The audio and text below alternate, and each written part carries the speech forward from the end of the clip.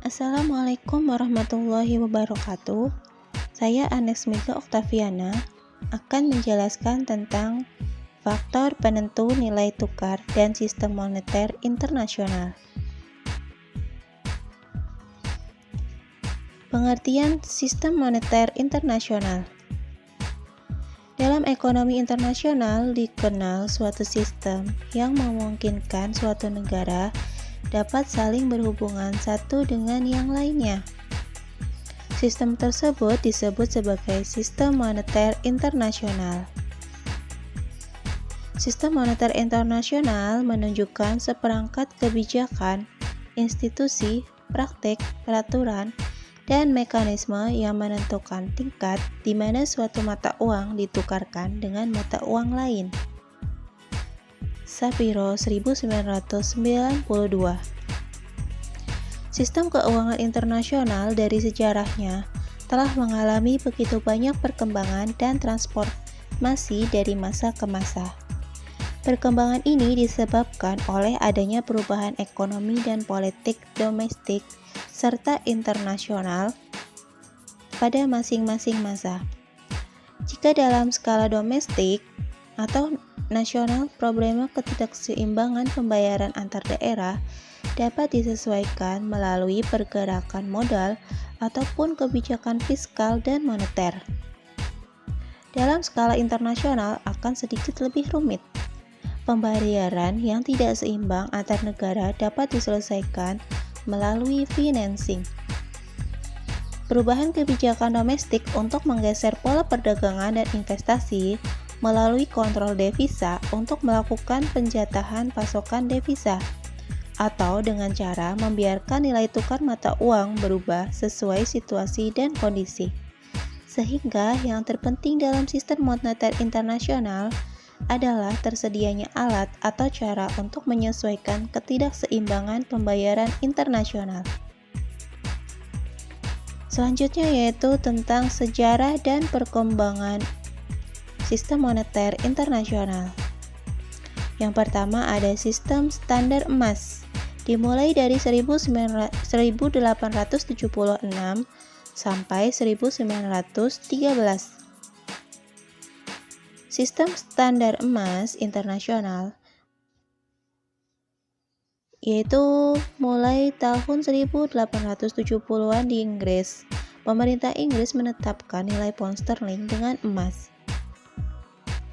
Perkembangan industri yang terjadi di Inggris serta perdagangan dunia yang semakin berkembang pada abad 19 menambah kepercayaan dunia terhadap emas.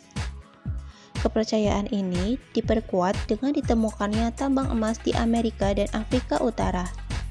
Dengan kejadian-kejadian tersebut, sistem standar emas merupakan suatu sistem yang dipakai oleh banyak negara semenjak 1970 hingga Perang Dunia Pertama. Perdagangan yang semakin meningkat membuat kebutuhan sistem pertukaran yang lebih formal menjadi semakin terasa. Standar emas pada dasarnya menetapkan nilai tukar mata uang negara berdasarkan emas. Pemerintah atau negara yang bersangkutan harus menjaga persediaan emas yang cukup untuk menjamin jual beli emas. Jika pemerintah negara lain juga menetapkan nilai mata uangnya berdasarkan mata kurs, antar dua mata uang bisa ditentukan. Nilai emas terhadap barang lain tidak banyak berubah dalam jangka panjang. Stabilitas nilai uang dan kurs mata uang tidak banyak berfluktuasi dalam jangka panjang. Standar emas berbeda dengan mata uang fiat atau fiat money. Dalam mata uang fiat, nilai mata uang ditentukan berdasarkan kepercayaan terhadap kemauan pemerintah menjaga integritas mata uang tersebut. Seringkali kepercayaan tersebut disalahgunakan. Pemerintah kadang tergoda menerbitkan uang baru karena biaya produksi penerbitan tersebut adalah Rp0. Dengan menggunakan standar emas, nilai mata uang didasarkan pada emas. Pemerintah tidak bisa seenaknya menambah jumlah uang yang beredar karena suplai uang dibatasi oleh suplai emas. Dengan proses tersebut, kurs mata uang bisa terjaga selama negara-negara di dunia memakai emas sebagai standar mata uangnya. Inflasi yang berkepanjangan tidak akan terjadi di dalam situasi semacam itu. Dengan adanya Perang Dunia I, yaitu antara tahun 1919 sampai 1923, serta Depresi Dunia yang terjadi pada tahun 1931 sampai 1934, negara-negara di Eropa dilanda inflasi serta ketidakstabilan politik. Sistem moneter internasional menjadi kacau. Kekacauan ini menimbulkan kurang kepercayaan dunia terhadap pound sterling yang masih dikaitkan dengan emas. Pound sterling makin lama makin lemah posisinya. Kelemahan ini ditambah keharusan Inggris untuk memberi bantuan pada Jerman. Pada tahun 1931, Inggris menanggalkan standar emas dan pound sterling jatuh nilainya, diikuti oleh dolar Amerika. Yang kedua yaitu sejarah dan perkembangan sistem moneter internasional pada periode Perang Dunia yang terjadi pada tahun 1914 sampai 1994. Perang Dunia I mengakhiri standar emas klasik. Periode antara kedua perang dunia secara umum ditandai oleh kekacauan perdagangan dan keuangan internasional. Terjadinya fluktuasi kurs sejak akhir perang sampai tahun 1925, kecuali di Amerika Serikat yang kembali ke standar emas dalam tahun 1919. Mulai tahun 1925, suatu usaha dilakukan untuk menetapkan kembali standar emas, akan tetapi runtuh tahun 1991 pada waktu depresi besar. Kemudian disusul dengan periode persaingan devaluasi. Ketika negara-negara mencoba untuk mengekspor pengangguran mereka atau kebijakan mengemis tetangga mereka, tarif, kuota, dan pengawasan nilai tukar juga meluas, dengan akibat volume perdagangan dunia berkurang hampir setengahnya. Kecenderungan deflasioner dapat diatasi sepenuhnya sewaktu negara-negara dipersenjatai kembali untuk Perang Dunia II. Selanjutnya yaitu sejarah pada periode kurs tetap. Periode ini dimulai dengan perjanjian Bretton Woods. Melalui perjanjian ini, semua negara menetapkan nilai tukar mata uangnya melalui emas, tetapi tidak diharuskan memenuhi konvertibilitas mata uang mereka dalam emas. Negara anggota diminta menjaga kursnya dalam batas 1% atau naik atau turun, dan bersedia menjaga kurs tersebut. IMF membantu negara anggotanya dalam rangka menjaga kurs mata uangnya. Tekanan spekulasi menyebabkan sistem kurs tetap tidak layak lagi dipertahankan. Pasar keuangan dunia sempat tutup selama beberapa minggu dalam bulan Maret tahun 1973. Ketika pasar tersebut dibuka, kurs mata uang dibiarkan mengambang sampai ke kurs yang ditentukan oleh kekuatan pasar. Yang keempat yaitu ada post-Bretton Woods. Pada tanggal 22 Juli tahun 1944, diadakan suatu konferensi moneter internasional yang dikenal dengan The Bretton Woods Conference, yang dihadiri oleh 44 negara. Konferensi tersebut bertujuan untuk menyusun rencana pembuatan sistem moneter. 2 tahun setelah konferensi tersebut, didirikan IMF dan Bank Dunia untuk mengawasi sistem tersebut. Selama periode 1944 sampai 1973, dolar merupakan mata uang yang sangat penting dalam lalu lintas pembayaran internasional. Peranan dolar ini timbul setelah Perang Dunia II, disebabkan saat itu terjadi kekurangan dolar. Negara-negara Eropa yang sangat memerlukan uang atau dana untuk memulihkan keadaan ekonominya. Satu-satunya sumber adalah Amerika Serikat, sehingga dolar banyak diminta. Konsekuensinya, emas menjadi tergeser oleh dolar. Sebab di samping memiliki tenaga beli yang kuat di Amerika, reserve dalam bentuk dolar akan memberikan penghasilan bunga. Dengan semakin pentingnya fungsi dolar, maka setiap anggota menetapkan perbandingan mata uangnya terhadap dolar, yang kemudian apabila perlu dapat ditukarkan dengan emas.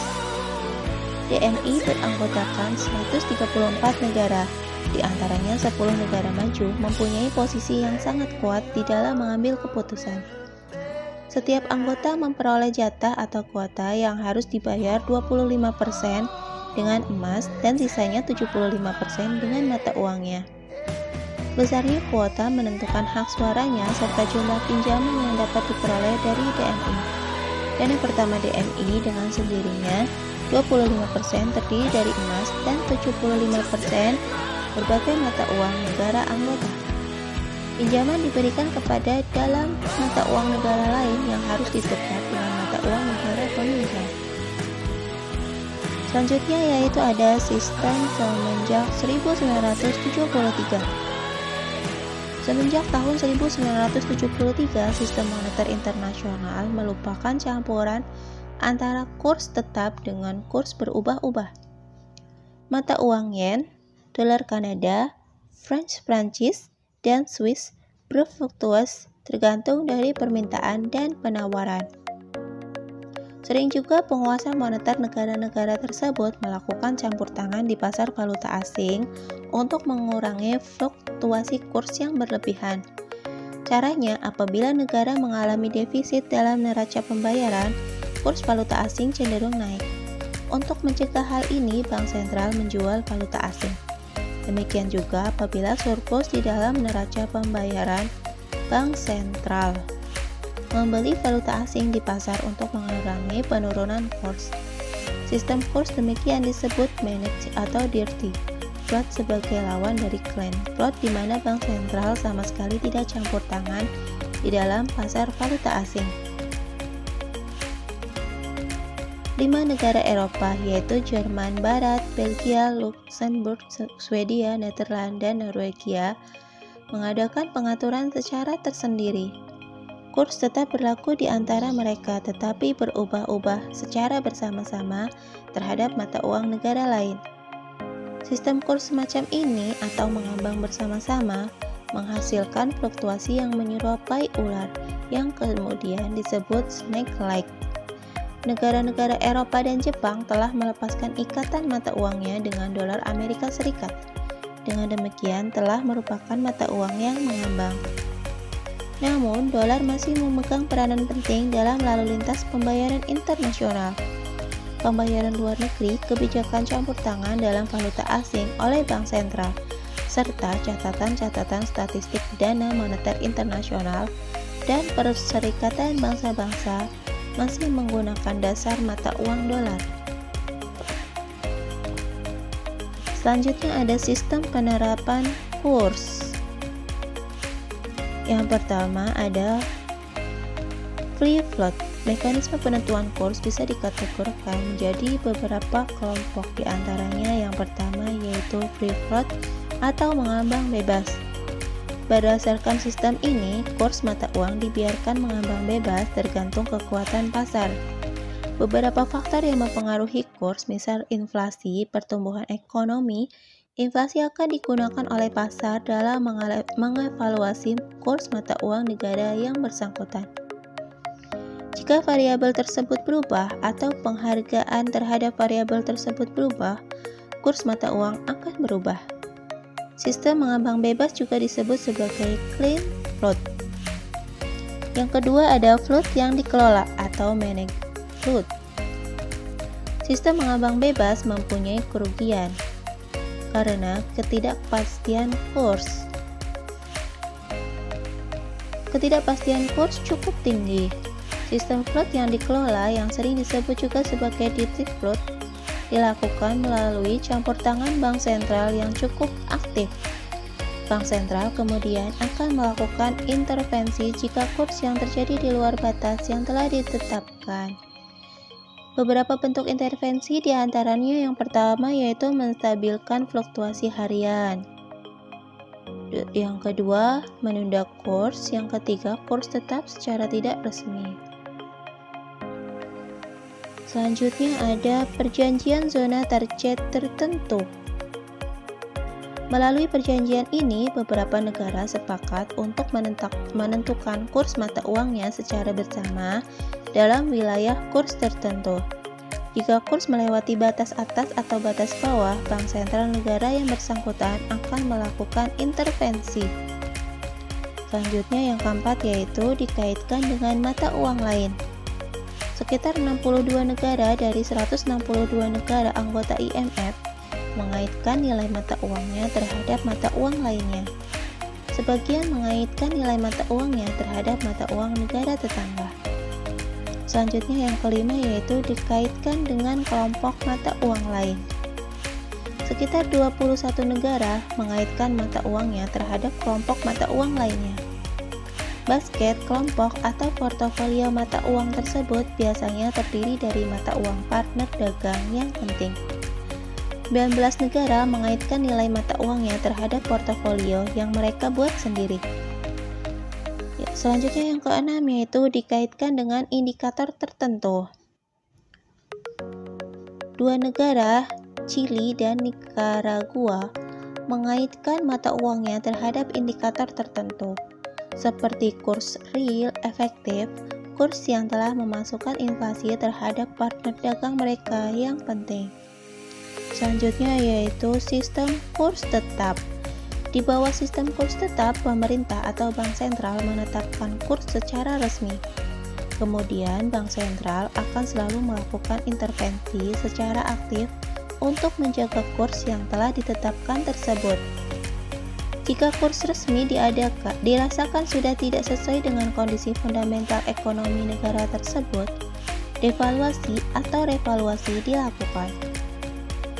Cara-cara yang bisa dilakukan selain devaluasi adalah yang pertama, pinjaman asing, yang kedua, pengetatan, yang ketiga, pengendalian harga dan upah, dan yang terakhir yaitu pembatasan aliran modal keluar. Selanjutnya ada cara melakukan transaksi internasional. Adapun cara untuk melakukan pembayaran internasional yang timbul akibat perdagangan dan peminjaman internasional antara lain sebagai berikut. Yang pertama yaitu ada pembayaran dengan surat wesel dagang. Surat wesel dagang adalah pembayaran yang dilakukan dengan cara eksportir menarik surat wesel atas importir sejumlah harga barang-barang beserta biaya-biaya pengirimannya. Dalam surat wesel tersebut harus dilampiri dokumen-dokumen berupa yang pertama faktur, yang kedua konosemen atau surat muatan, yang ketiga daftar isi barang, yang keempat surat keterangan asal barang, yang kelima surat keterangan pabean, dan yang keenam atau yang terakhir yaitu surat asuransi. Cara pembayaran semacam ini sekarang masih banyak digunakan dalam lalu lintas pembayaran internasional. Dengan surat wesel, apabila eksportir membutuhkan uang sebelum jatuh tempo, maka ia dapat menjualnya kepada pihak lain yang kelak akan menukarkannya kepada importir setelah wesel itu jatuh tempo. Selanjutnya yaitu ada kompensasi pribadi. Kompensasi pribadi adalah cara pembayaran dengan mengalihkan penyelesaian utang piutang pada seorang penduduk dalam suatu negara tempat penduduk tersebut tinggal. Cara pembayaran ini digunakan di Indonesia sekitar tahun 1960-an, namun sekarang sudah tidak banyak lagi digunakan dalam perdagangan internasional. Yang ketiga yaitu ada pembayaran tunai.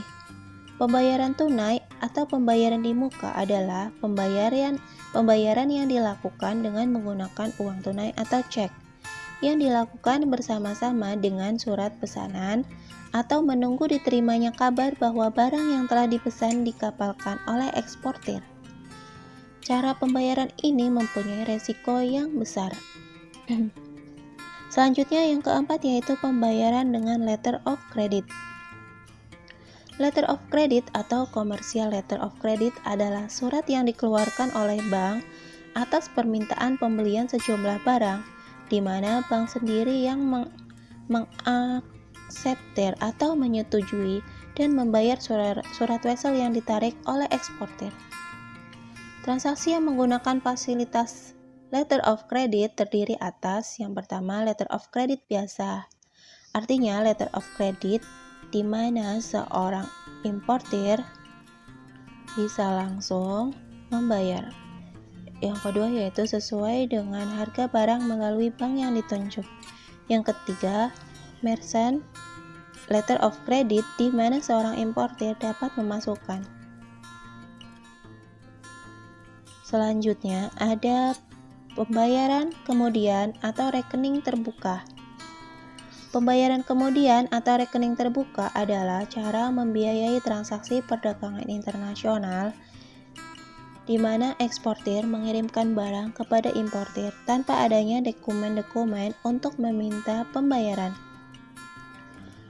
Pembayaran dilakukan setelah barang laku dijual atau 1 sampai dengan 3 bulan setelah tanggal pengiriman, sesuai dengan perjanjian yang disepakati bersama. Sistem ini sangat membantu pengimpor melakukan transaksi perdagangan, akan tetapi beresiko besar bagi bank ekspor. Selanjutnya yaitu ada pembayaran dengan konsinyasi. Pembayaran secara konsinyasi dilakukan setelah barang yang dikirim sudah terjual seluruhnya atau sebagian. Metode ini biasanya dilakukan kepada orang yang telah dikenal dengan baik. Jadi, barang yang akan dijual merupakan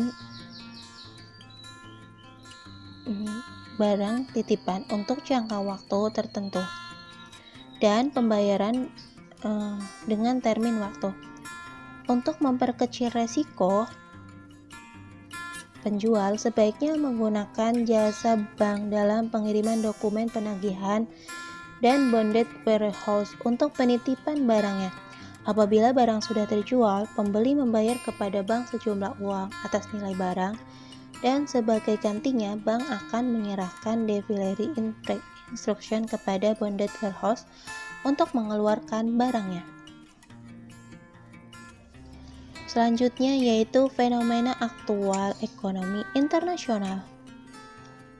Fenomena yang terjadi saat ini khususnya di kawasan ASEAN adalah penyatuan mata uang di antara negara ASEAN atau pencanangan mata uang tunggal. Hal tersebut dilakukan karena mengingat adanya keberhasilan kawasan ekonomi Eropa memberlakukan kebijakan mata uang bersama.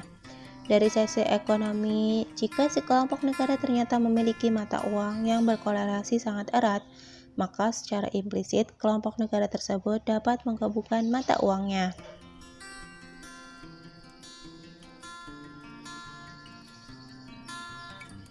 Selanjutnya ada faktor penghambat non-ekonomi, penerapan mata uang tunggal di ASEAN.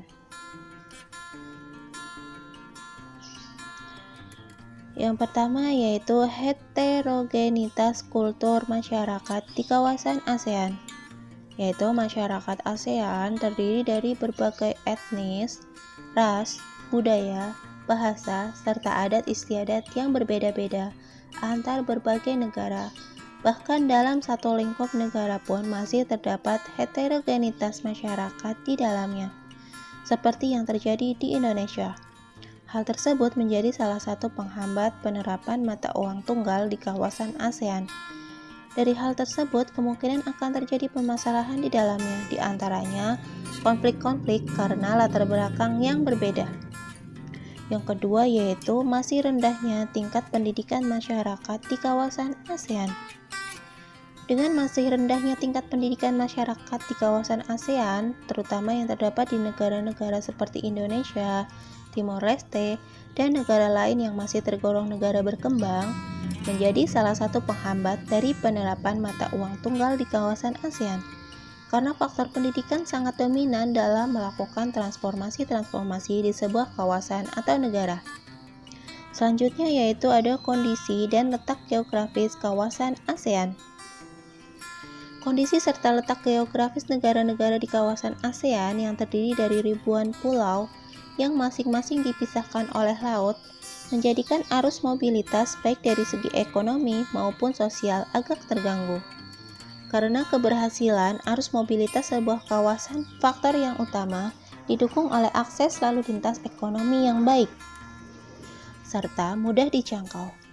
Hal tersebut menjadi salah satu masalah dalam memberlakukan penerapan mata uang tunggal ASEAN. Selanjutnya yaitu kondisi keamanan yang belum stabil. Konflik-konflik yang terjadi di kawasan ASEAN, baik konflik horizontal, vertikal, maupun diagonal, yang terjadi di dalam suatu negara atau sengketa antar negara, belum dapat diminimalisir secara opsional oleh pemerintah masing-masing negara di kawasan ASEAN. Contohnya, konflik yang terjadi di Filipina antara pemerintah Filipina, Indonesia, Myanmar, Thailand, serta Kamboja.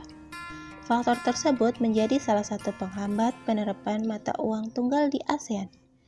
Demikian penjelasan dari saya, semoga bermanfaat. Terima kasih.